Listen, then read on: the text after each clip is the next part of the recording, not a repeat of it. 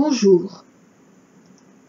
Aujourd'hui, mardi 25 octobre 2022, je vous présente l'audio FJ numéro 22 sur le thème de la réunion, chapitre 26, la nouvelle lune du 25 octobre 2022 et le top départ de la réunion âme unique.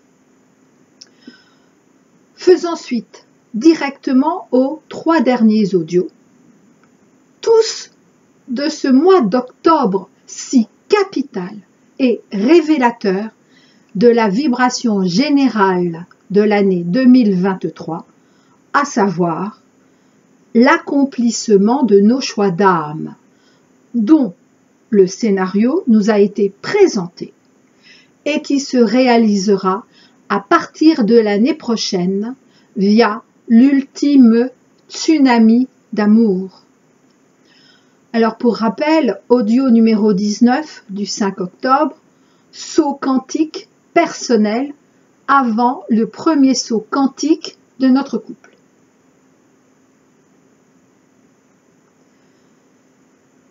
Et le premier saut quantique de notre couple va avoir lieu justement à partir d'aujourd'hui avec ce top départ. Audio numéro 20 du 9 octobre, importance capitale du pardon par le don de la paix pour notre autre. Audio numéro 21 du 18 octobre, démarcation ultime entre elle et lui avant réunion, puis réunion 3D. Ce n'est pas parce que la réunion de nos âmes se met en place à partir de ce jour que nous n'avons plus à parachever notre évolution personnelle, chacune de son côté, pour seulement ensuite, la poursuivre ensemble lors de la réunion ultérieure de nos 2 incarnations, réunion 3D. Mais nous en sommes pour l'instant à la réunion. Déjà pour commencer, des 144 couples âmes uniques, puis des 143 856 couples âmes jumelles du collectif Flammes Jumelles.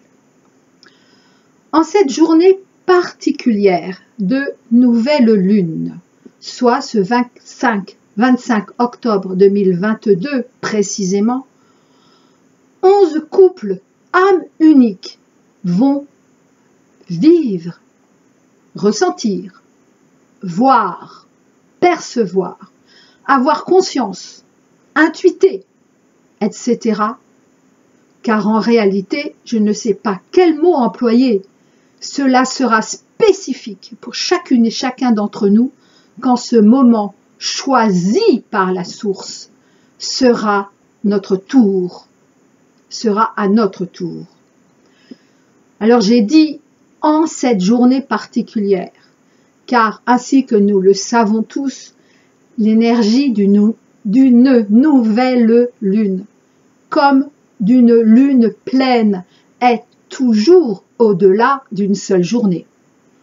Pourtant, et cela m'a été bien précisé, ce top départ de la réunion des âmes est bien en cette journée particulière de ce 25 octobre.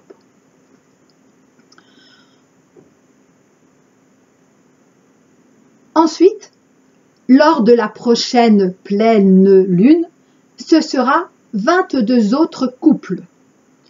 Puis, de la nouvelle lune suivante, 88 autres couples. Puis, lors de la pleine lune suivante, 704 autres couples, et ainsi de suite, jusqu'à la nouvelle lune du vendredi 6 janvier 2023, et donc 6 janvier, comme nous le savons tous, fête de l'Épiphanie. Mais ce 6 janvier 2023 verra les âmes, toutes les âmes des 144 000 couples du collectif Flammes Jumelles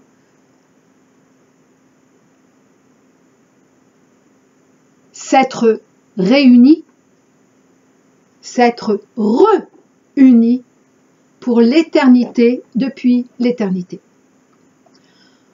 Alors bien sûr, cela ne veut pas dire que nos âmes étaient séparées, contrairement à nos corps, à nos incarnations qui vont le rester encore séparées, je ne sais pas combien de temps. En tout cas, pour ma part, j'espère le plus longtemps possible.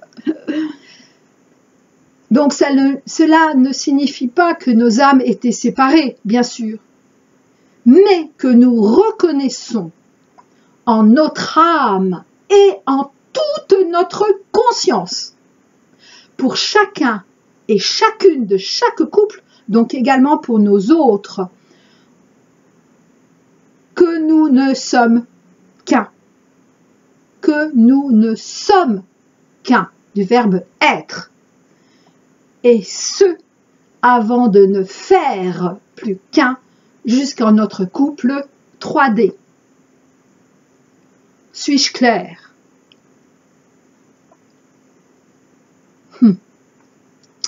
Cela débute donc par 11 couples parmi les 144 âmes uniques.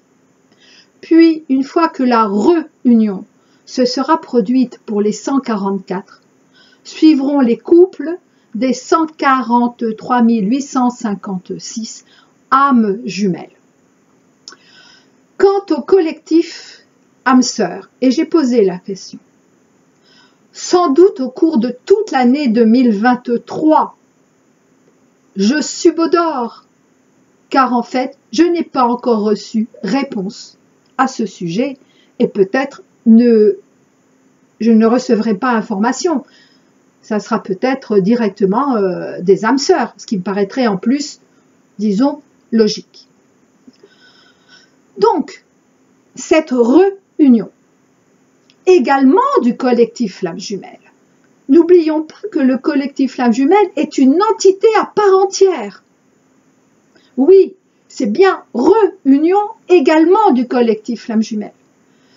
Donc cette réunion sera complétée et couronnée le 6 janvier 2023, jour de la consécration de chaque reine et de son roi, de chacun de nos couples.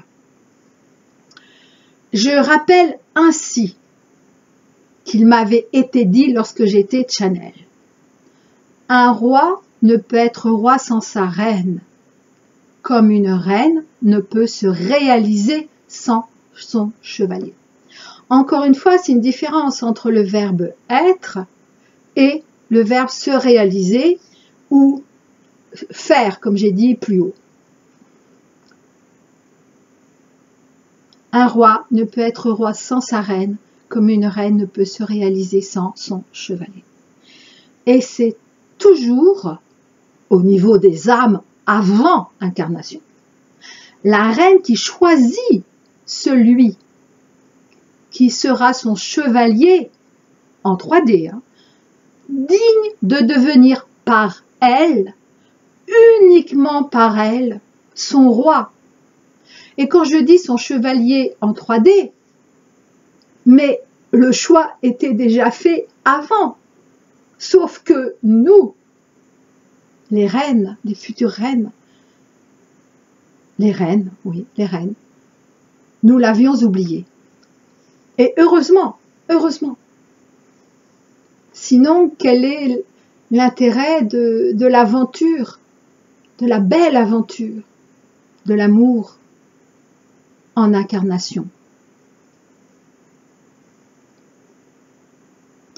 C'est ainsi, aujourd'hui, le top départ de la concrétisation pour tout le collectif Flammes Jumelles de la lettre finale Tsadé, pour laquelle je vous invite à faire vos propres compréhensions, autant mentales qu'intuitives. C'est donc la 27e lettre de l'alphabet dit hébraïque. Dit hébraïque parce que ce peuple honorable et vénérable a su comprendre le message divin via ces lettres. Contrairement à beaucoup de peuples qui ont, disons, ignoré, rejeté, dédaigné le message des lettres divines. Donc, Sadé, 27e lettre, juste avant la 28e et dernière, finale, Aleph. Aleph qui signe, Aleph finale, qui signe le couronnement absolu. Absolu. Complet. Complété.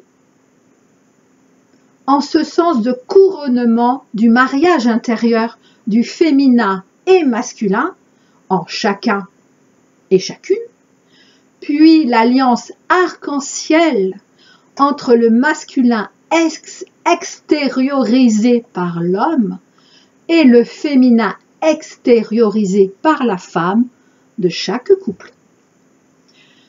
Sadé finale, ce sont les noces du nouveau.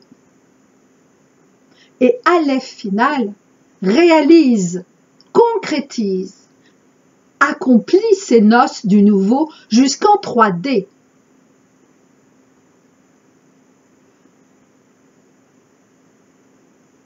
Annonciatrice, ces noces du nouveau jusqu'en 3D, de l'ascension collective humaine en cours.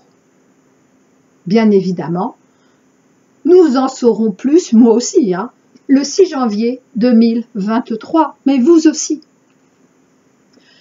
Je vais terminer par un extrait du message du 11 novembre 2011. Sacré portail, ce 11 novembre 2011.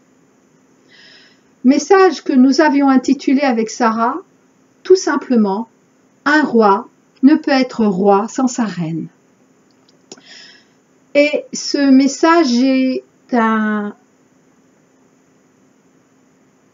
disons, extrait de le livre de Sarah, la prophétie des Sarah, et tout le message est de la page 276 à 286.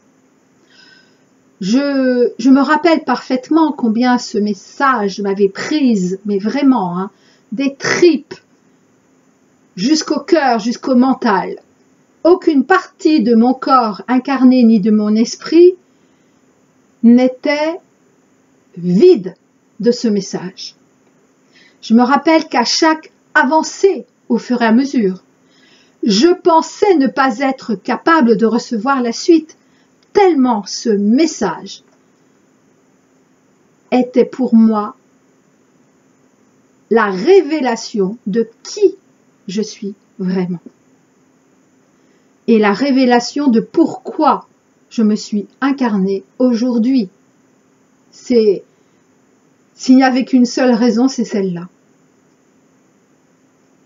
Et c'est drôle, 2011, nous sommes en 2022, certes pas déjà en ce mois de novembre, mais en novembre j'aurais déjà tellement d'autres choses à dire. Et en plus, il m'a été demandé de vous présenter, de vous partager cet extrait aujourd'hui. Mais 2011, ça fait pile 11 ans par rapport à 2022. C'est quand même, c'est fou ce que les lettres et les chiffres divins peuvent nous parler quand nous savons les entendre, les accueillir. Je me laisse emporter. Waouh, je suis vraiment très émue. Donc, voici ce court extrait. Mais quel extrait! Rien qu'à la vibration, car je ne l'ai pas relu avant de vous le partager aujourd'hui. Je l'ai relu, oui, quand il m'a été demandé de le relire dans les années passées, mais là non, et je n'ai pas voulu le relire avant. Donc je vais le redécouvrir comme si c'était la première fois, ainsi qu'on nous l'enseigne, notamment en sophrologie. Vivre chaque instant comme si c'était la première fois. Et c'est ça aussi, l'amour véritable. C'est ça aussi, le couple du collectif Flammes Jumelles.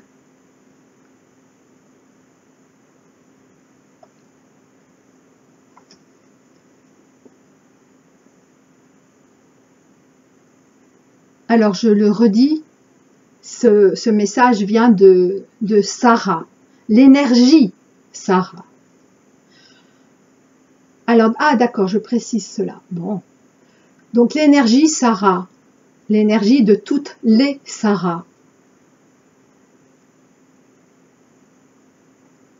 Mais l'énergie Sarah s'est incarnée en premier, en celle que j'appelle la petite Sarah, fille de Jésus et Madeleine.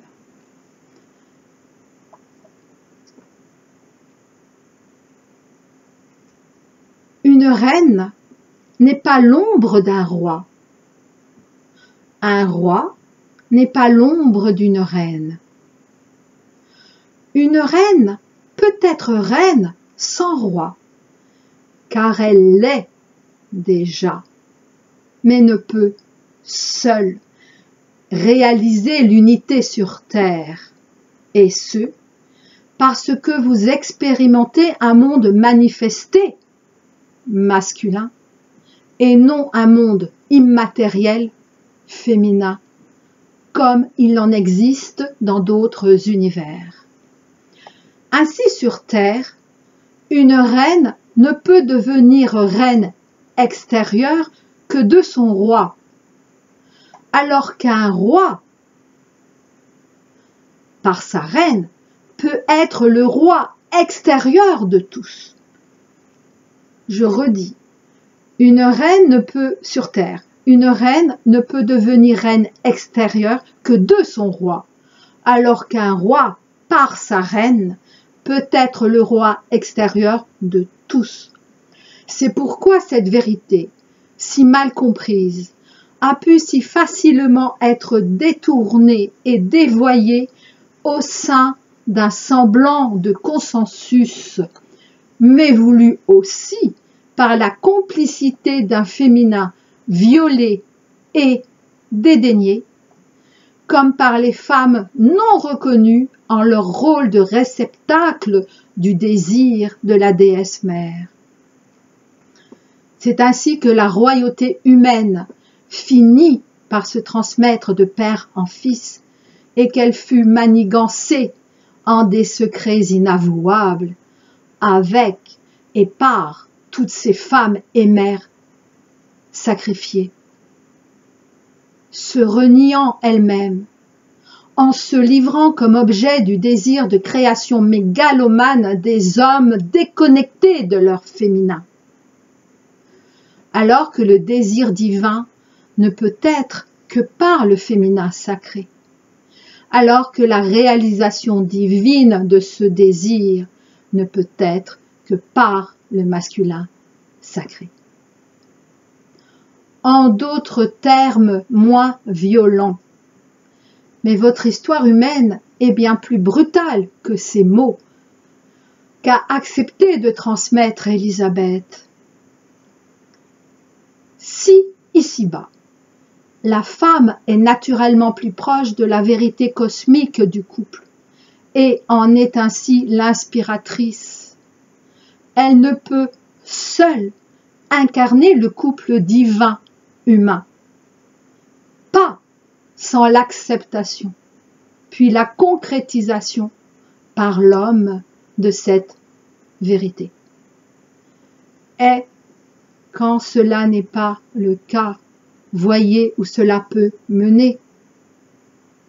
Parce qu'un roi ne peut être que par sa dame, et qu'une reine ne peut se réaliser sans son chevalier.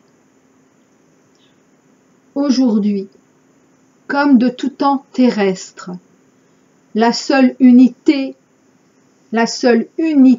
à désirer et à réaliser sur terre est le mariage intérieur de votre masculin et de votre féminin, par la paix, l'amour et l'harmonie de l'arc-en-ciel. C'est seulement après cette union, par réconciliation et pacification des anciens rapports de force entre vous, votre masculin, et vous, votre féminin. Oui, vous, c'est en chacun de nous, hein, là. Donc, c'est seulement après cette union, par réconciliation et pacification des anciens rapports de force entre vous, votre masculin, et vous, votre féminin, que la couronne royale de l'unité du couple peut se révéler, s'ancrer et s'épanouir en vous. Ce n'est qu'après ce mariage intérieur que votre véritable amour pourra enfin rayonner et s'expanser à partir de vous, y compris dans l'amour au sein du couple ainsi renouvelé. Une seule couronne, un unique halo solaire et lunaire, halo H-A-L-O, un unique arc-en-ciel peut désormais réunir vos féminins et masculins, se mirant l'un l'autre avec respect, amour, acceptation, joie et harmonie. Elle a insisté sur la paix. Et c'est en ce sens que mon audio numéro 20 du 9 octobre, importance capitale du pardon par le don de la paix, est si, essentiel. Sans la paix, l'amour ne peut s'ancrer. Sachez-le une fois pour toutes. Je vous dis à très bientôt.